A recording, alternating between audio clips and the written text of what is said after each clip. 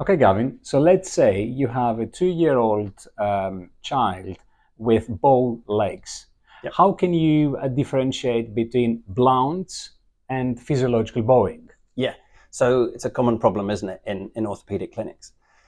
So there's a number of ways. The first is statistically, it is far more likely to be physiologic bowing, and it's going to get better by itself. That's a far more common condition. Blount's is not a common condition. There are certain things that might make you think Blount's is at least going to be on your radar, and where we work in London, that's going to be ethnicity. So Afro-Caribbean patients particularly at risk.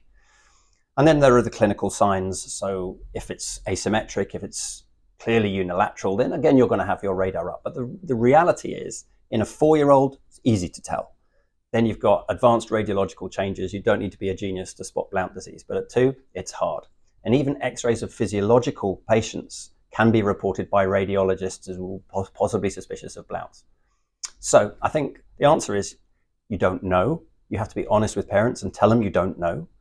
You have to tell them that actually it doesn't matter that you don't know. You're not going to discharge them. You're going to wait and see. And provided you make the diagnosis before the age of 4, then that's okay.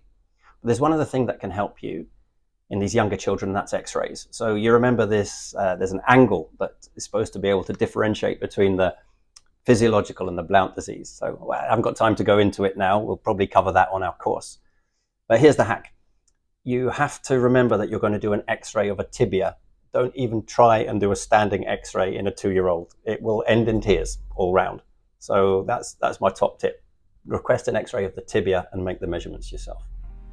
Excellent.